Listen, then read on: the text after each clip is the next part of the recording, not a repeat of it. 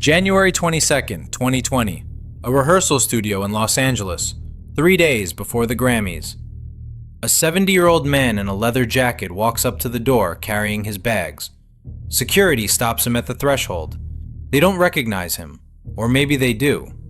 The man standing outside the rehearsal is Joey Kramer. He has been Aerosmith's drummer for 50 years. He is the reason the band is called Aerosmith.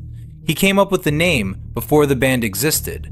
It is written on the marquee downstairs, and he is being told he cannot come in. And when Joey saw who was sitting behind his kit, even he could hardly believe it. Chapter 1. Summer 1970. A house in Sunapee, New Hampshire. Steven Tyler is 22 years old, broke, and watching two guys he's never played with tear through a set in a local club. The guitarist is Joe Perry. The bassist is Tom Hamilton. Their band is called the Jam Band, and it's going nowhere.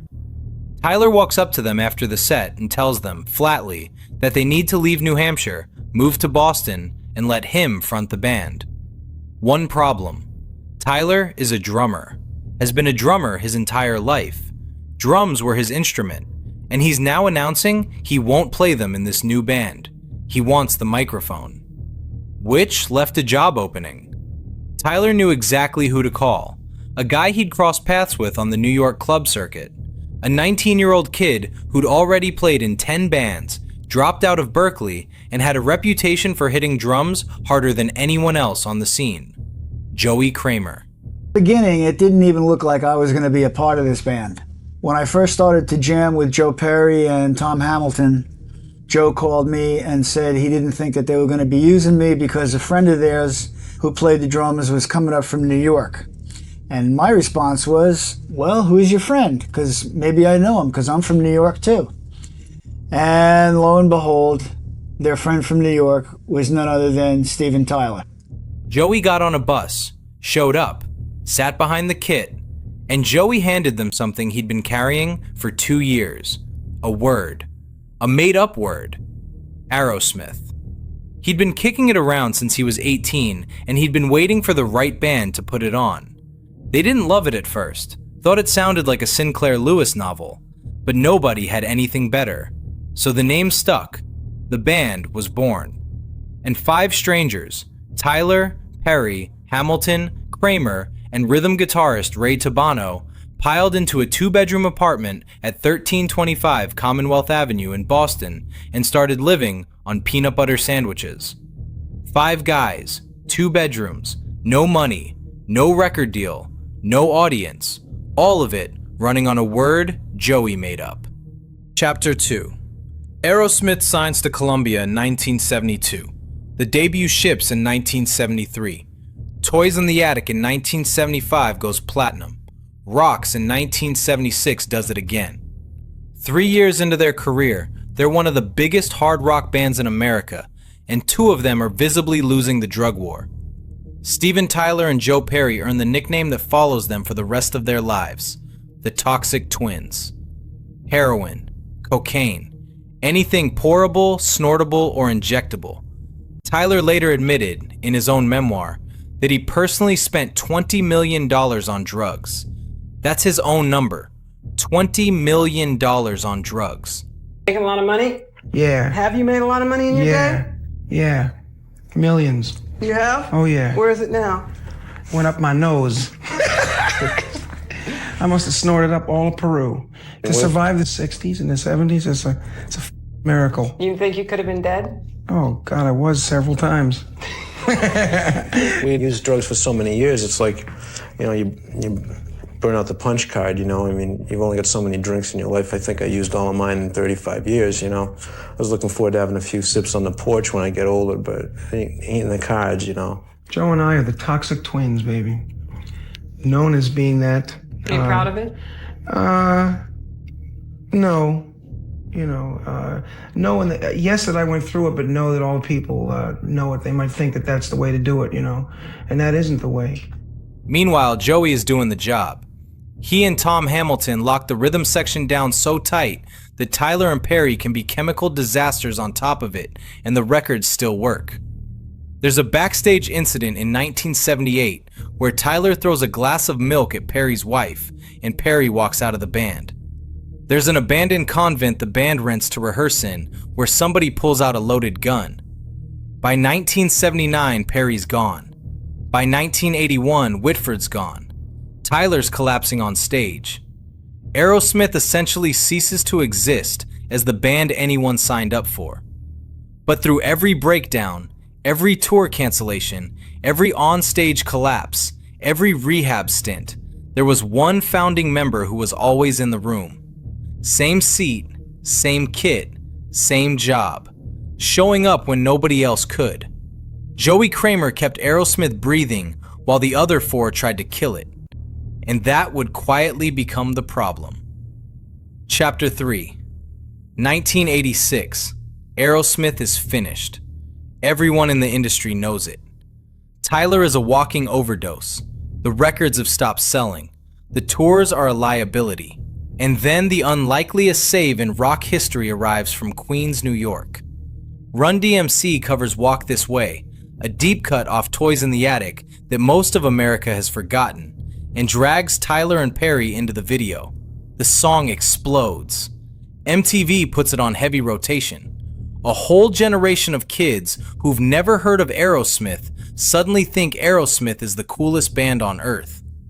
Even after we finished that, we hit out for a week, and then Jay calls us, y'all gotta come to the studio right now. Rick then went to Boston and brought Steven Tyler and Joe Perry to the studio. So we get in the cars and leave Queens and we come in the studio. And we didn't know no better. We walk in the studio and we see Steven Tyler and Joe Perry. Yeah. But we didn't know no better. We was like, oh shit, Rick done went and got the Rolling Stones. And Steve was humble. Steve was like, he laughed it off. He said, oh, no, guys. Those are the other guys. Steve was like, we're Aerosmith. So we recorded the record. The version that you hear today is what you hear, but here's me and Run. After that, we was leaving the studio, time for us to go home because we laid our vocals. We looked at everybody in that room and said, y'all can be happy as y'all want, but y'all better not put this record out as a single. Wow. Look at what it did now. Manager Tim Collins uses the moment to lock Tyler into rehab. Then Perry. Then, one by one, the rest of the band. Everybody gets sober. Everybody gets a second life. Permanent Vacation in 1987, Pump in 1989, Get a Grip in 1993. 3 consecutive multi-platinum albums. Power ballads print money. Videos starring Alicia Silverstone rack up 1 billion MTV plays. By the early 90s, Aerosmith has gone from dead to the biggest rock band in America for the second time, which is a trick almost nobody pulls off. Joey Kramer is there for every album, every tour, every video, every Grammy. But getting sober is a door that swings both ways. The drugs had been papering over something darker, and Joey had been using longer than most. When the paper came off, it came off all at once. Chapter 4. 1995.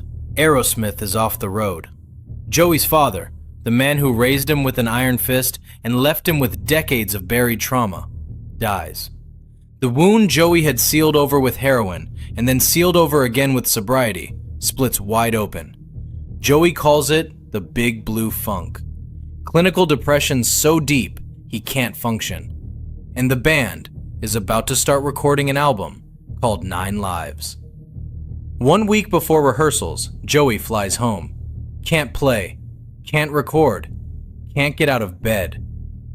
Aerosmith hires a session drummer named Steve Ferrone, a working pro from Tom Petty's band, and starts recording without Joey. No audition demanded, no click tracks, no video evidence of Ferrone's skill level, just show up and play. Joey gets treatment, Joey comes back, and when he walks into the studio, the first thing he does is wipe Ferrone's drums off every track and re-record all of them himself. We were hearing stuff like, he might not come back for a year, he might not come back at all. So we elected to go in there with somebody else and play the drums. And hopefully Joey would come back and sit in on the sessions.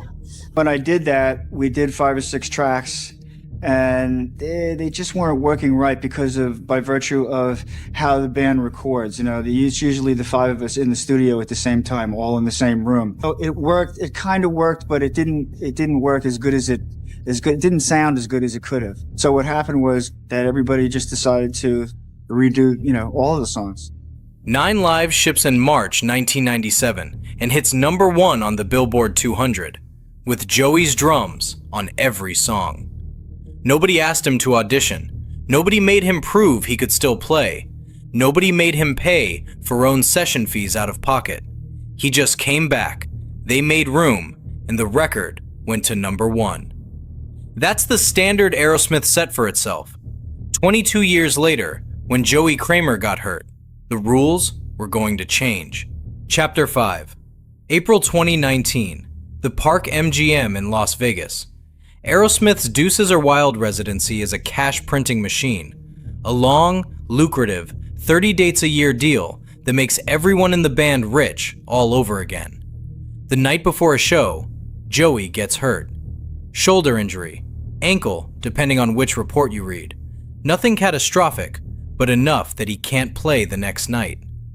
The band plugs in Joey's drum tech, a guy named John Douglas, at the last minute.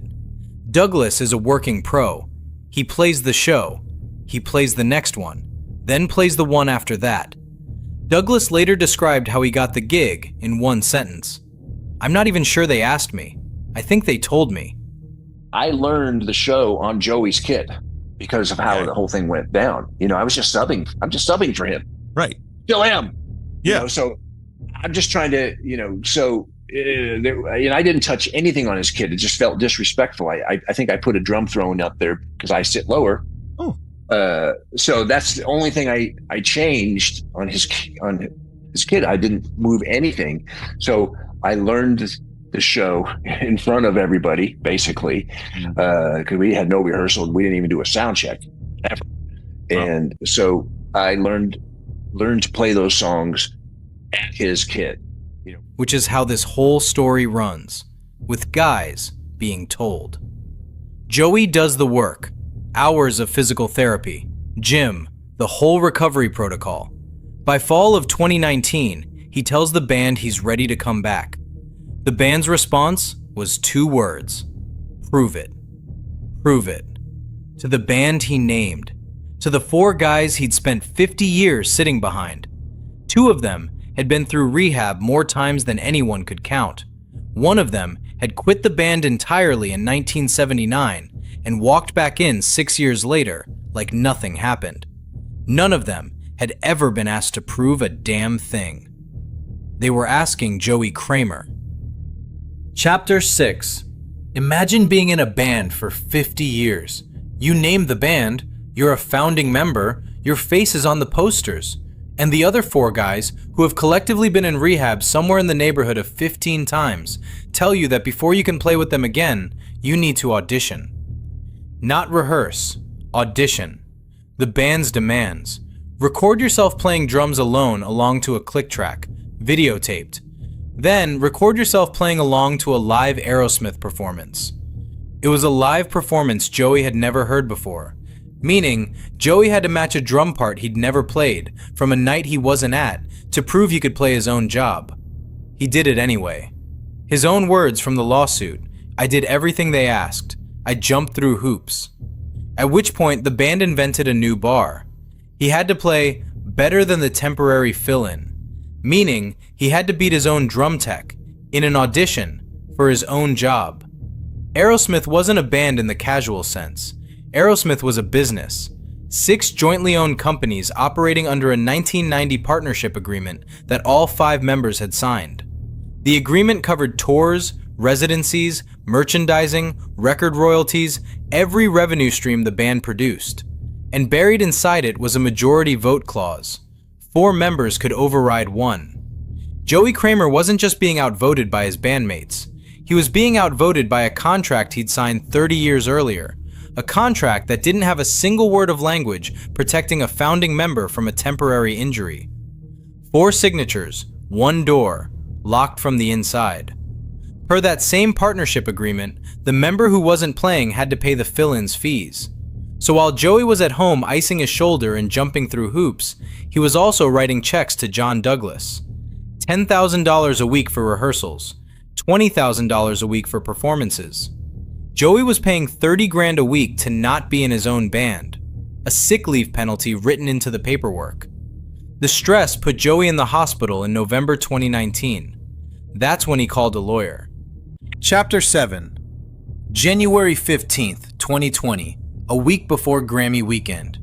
Aerosmith is scheduled to accept the Music Cares Person of the Year honor on January 24th and play a career-spanning medley at the Grammys on January 26th, with Run DMC joining them on Walk This Way, the same song that saved their career in 1986.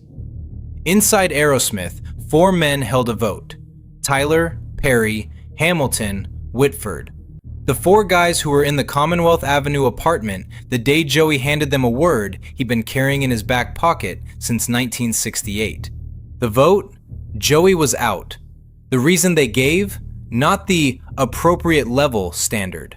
Not the better than the drum tech standard. A brand new standard, invented for the occasion. They said his recordings didn't have enough energy. Energy. A word so vague you could bounce it off a wall and never catch it.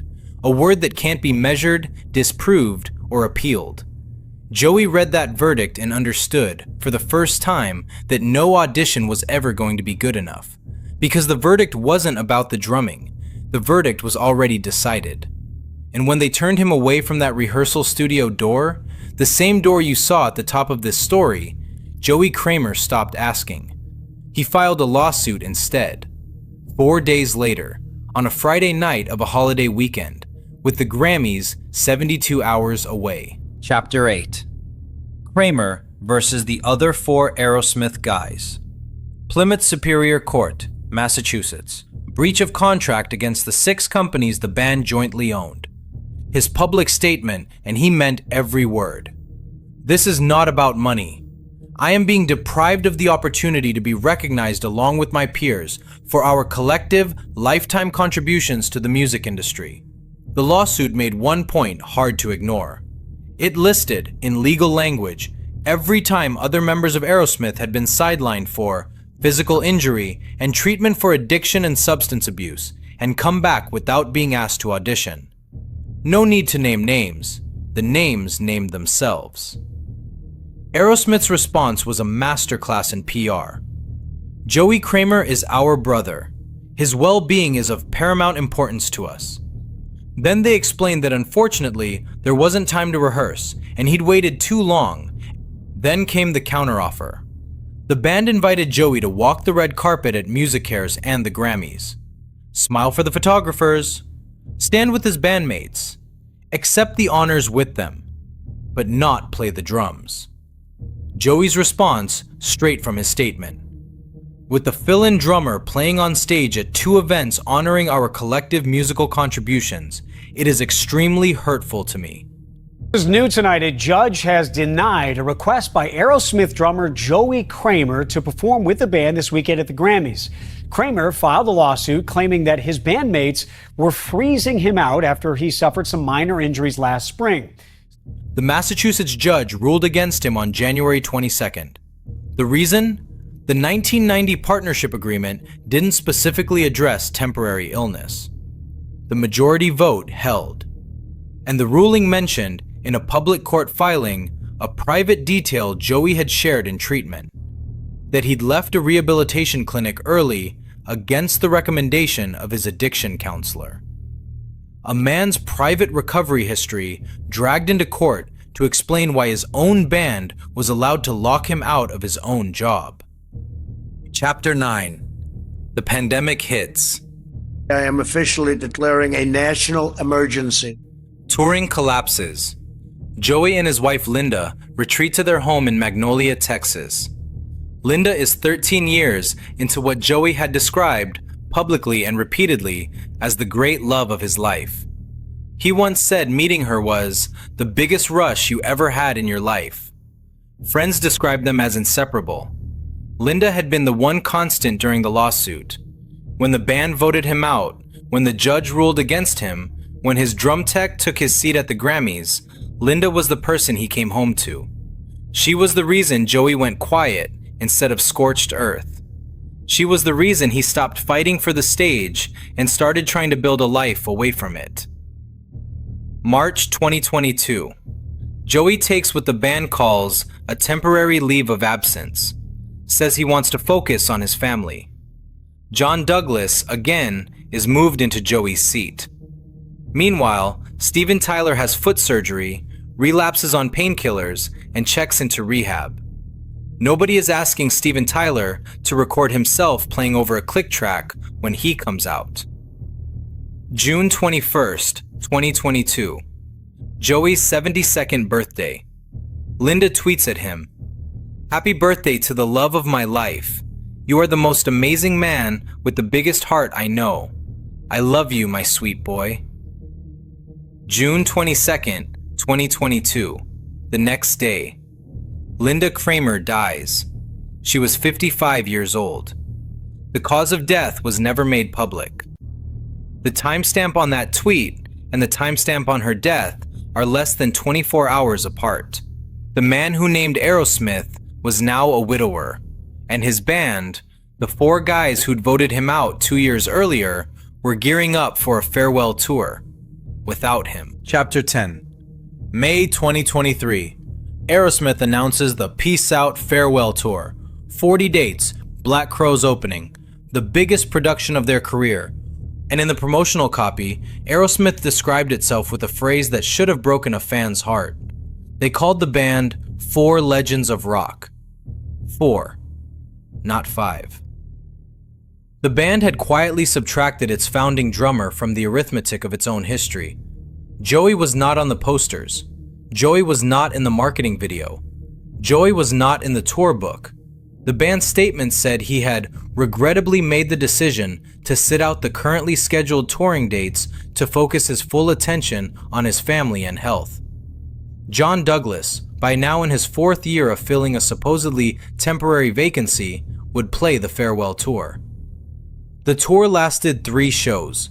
On September 9th, 2023, in Elmont, New York, Steven Tyler blew out his voice, fractured his larynx. The tour was postponed, then postponed again, rescheduled for 2024, and then on August 2nd, 2024, Aerosmith announced that Tyler's vocal injury would not heal. They canceled every remaining date and retired from touring, permanently. The Aerosmith farewell tour ended with Joey Kramer never once sitting behind the kit. 54 years in the band, 0 goodbye shows, no last night, no final bow. In November of 2024, Joey announced the closure of Rockin' and Roastin' Coffee, the company he'd built after leaving the road. His statement cited COVID, rising costs, and the tragic, painful loss of my wife, Linda. The name he built, the band he named, the wife he loved, the coffee company he ran, all gone inside 4 years. Joey Kramer didn't get fired from Aerosmith. He got phased out. And somehow, that's worse. For 50 years, he was the steady one, the founder who stayed, the drummer who didn't quit, didn't collapse, didn't become the emergency. In a band built on dysfunction, Joey was the constant. Then, when he finally needed grace, they gave him a test, told him he lacked energy, put his own drum tech in his seat.